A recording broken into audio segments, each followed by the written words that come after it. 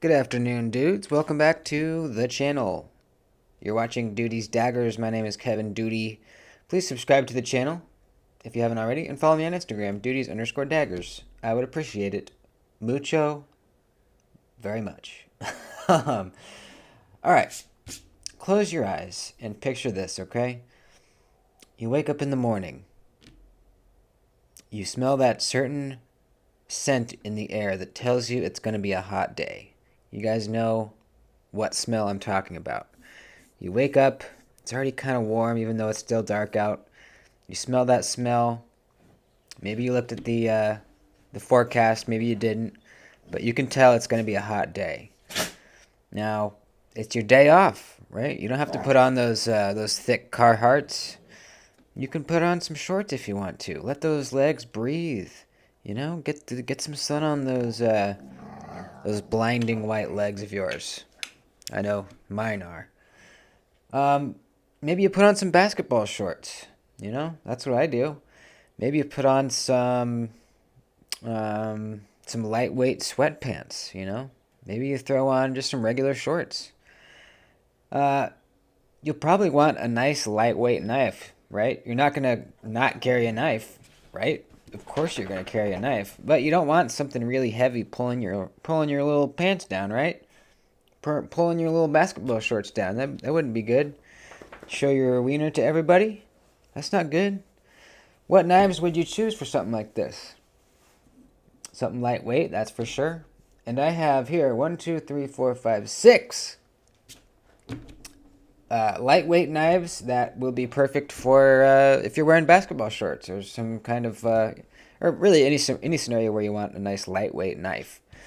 Now, I don't own too many lightweight knives. I'm kind of like more of a heavy, kind of beefier knife kind of guy usually. But I do have a few, and I gotta say it's really nice to just have a nice light knife that you really love and to throw in your pocket for situations like this. It's nice. So we're gonna go through these one by one, and I'm gonna link all of them down in the description so that you guys can go take a look at them if you want to see how much they are. Let me let the dog out. Okay, let's start this off with, let's see, let's start with the heaviest one. Now this one is the Hogue Deca. Now, if you buy this from Hogue, it's going to have some plastic FRN handle scales, and it's going to be even lighter. So this still is pretty light, but if I was wearing basketball shorts, I might not even put this in my pocket. This might be even a little bit too heavy. But the way it comes from Hogue with its FRN scales, it's very light. It's definitely light enough for basketball shorts.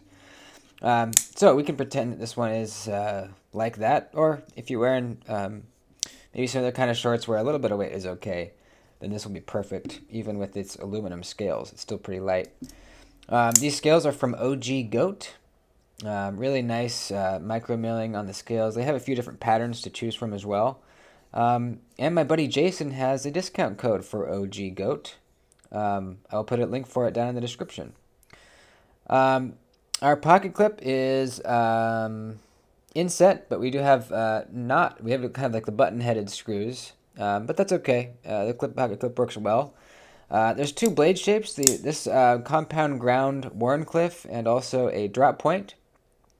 But this is my preferred blade shape. Absolutely, this is a wicked Warncliffe, man. Really, really, really just wicked. Nice and thin behind the edge, kind of back here, and a little bit thicker up here, kind of so you retain some strength in the tip. But very thin blade stock. Check that out. Super thin blade stock. This is a slicey blade, and we're looking at Magna Cut blade steel. Very, very cool. Great size, you know, full grip. Nice little jimping here. If you buy these scales, you can ask for jimping on them or just smooth right here. I opted for the jimping, and then we have some on the spine right there as well.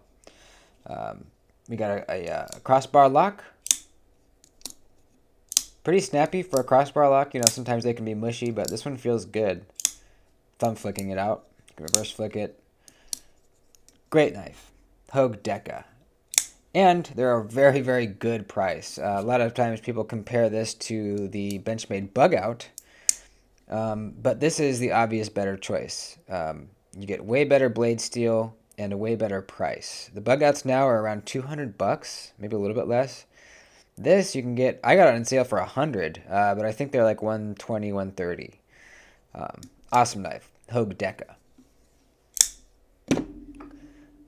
All right, next, let's check this out. This is the Cubist Invert.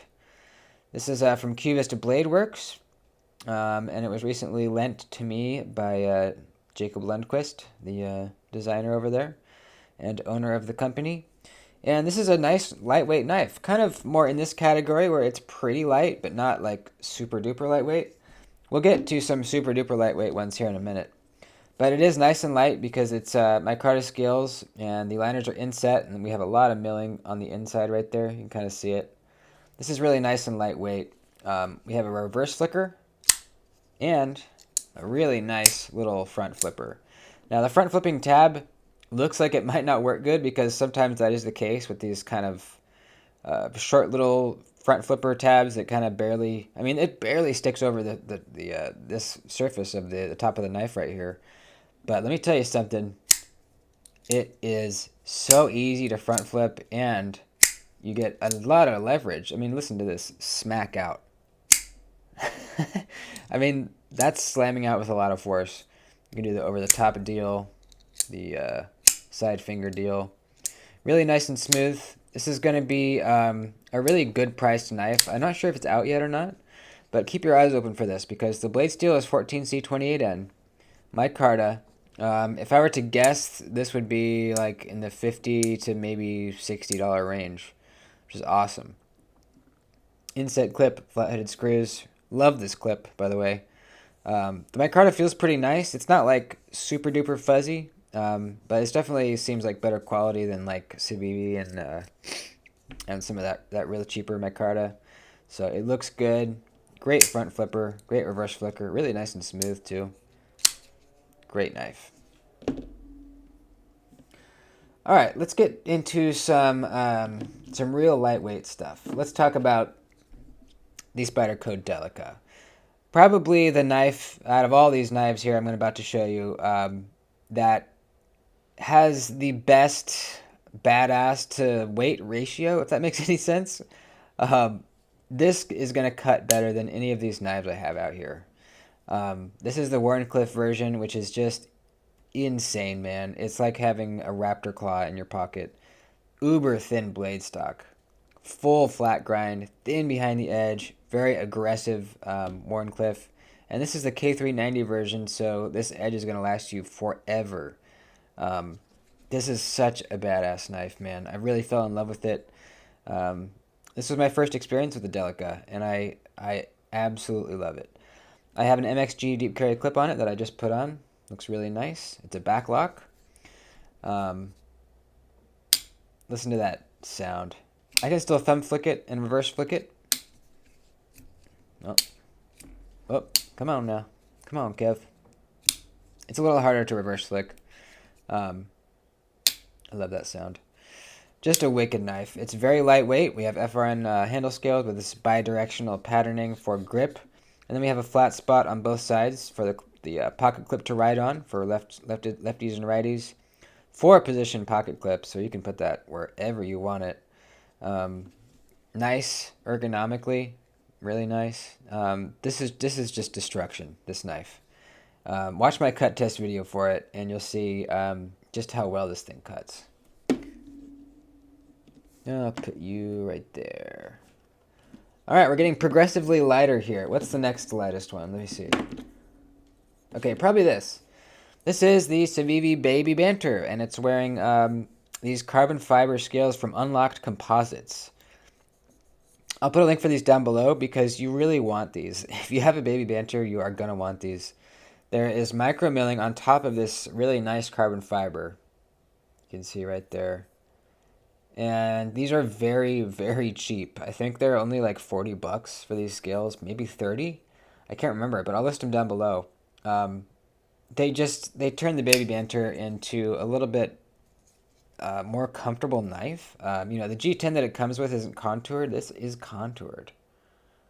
Um, well, I guess it's not technically contoured, but we have a really nice wide chamfer all the way around, which the G10 didn't have.